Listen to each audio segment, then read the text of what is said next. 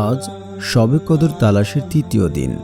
আমরা কিভাবে নামাজ পড়ব, কোন সূরা দিয়ে নামাজ পড়ব আর কি আমল করব এই রাত্রে এবং কি দোয়া করব, অনেক বোনরা এই প্রশ্ন করেছেন এবং জানতে চেয়েছেন। তো দেখা যায় যে আমাদের সমাজে এটা সঠিকভাবে না জানার কারণে অনেক বোনরাই ভুল করে থাকেন। শবে কদর অত্যন্ত গুরুত্বপূর্ণ একটি রজনী। এই শবে কদরকে হাজার মাসের চেয়ে উত্তম বলা হয়েছে। তো শবে কদর আমরা কিভাবে নামাজ পড়ব, শবে কদরের কোন দোয়া পড়ব, কি সূরা পড়ব এবং কি আমল করব জানতে পারবেন আজকের এই ভিডিও থেকে। তাই বলছি, না টেনে সম্পূর্ণ ভিডিও দেখার অনুরোধ রইল। আর যারা এখনও চ্যানেলটি সাবস্ক্রাইব করেননি, দয়া করে চ্যানেলটি সাবস্ক্রাইব করে পাশে থাকবেন। লাইলাতুল কদর, শবে কদর অত্যন্ত গুরুত্বপূর্ণ একটি রাত। এ রাত্রে কুরআন নাজিল করা হয়েছে। এ রাত্রে শুধু আমরা 27 যে পালন করব তেমনটা নয়।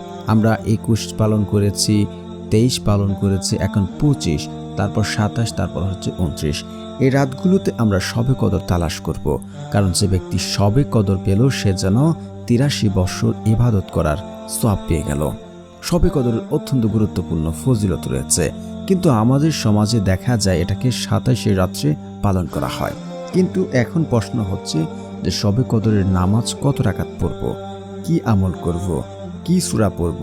আপনাদের প্রথম বলতে চাই, যারা শবে কদরের নামাজ পড়বেন অবশ্যই আপনারা 5 ওয়াক্ত নামাজ আগে পড়ে নেবেন। পরে আপনারা এশারের নামাজের পর তারাবি নামাজ পড়বেন। পরে আপনারা বেতেরের আগে এই নামাজগুলো পড়তে পারেন বা পরেও পড়তে পারেন, সমস্যা নেই। আপনারা 2 রাকাত করে নামাজ পড়বেন। প্রথমে আউযু বিল্লাহি মিনাশ শাইতানির রাজিম বিসমিল্লাহির রহমানির রহিম শুরু করে আপনার সূরা ফাতিহার পর যে কোনো একটা সূরা মিলাবেন। এভাবে 2 রাকাত পড়বেন, তারপর আবার 2 রাকাত পড়বেন। 4 রাকাতের মাথায় আপনি একটু বসে ইস্তিগফার পড়বেন। আপনি দোয়া দরুদ পড়তে পারেন, ইস্তিগফার পড়ে আবার এভাবে শুরু করবেন। এভাবে আপনি 2 রাকাত করে 4 রাকাত, 8 রাকাত, 12 রাকাত, আপনার যতটুকু ভালো লাগে আপনি সর্বনিম্ন 12 রাকাত পড়তে পারেন। এখানে কোনো বাধ্যবাধকতা নেই। এখন কথা হচ্ছে কি আমল করব। আমল করার জন্য ও রাত্রে আপনারা জিকির করবেন, ইস্তিগফার পড়বেন এবং নফল নামাজে রাত্রি পার করবেন।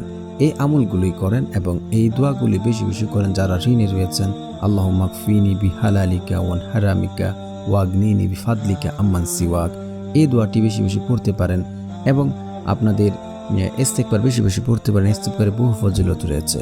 আশা করছি মা ও বোনেরা আপনারা বুঝতে পেরেছেন যে শবে কদরে কি আমল করবেন, কত রাকাত নামাজ পড়বেন এবং কি দোয়া পড়বেন।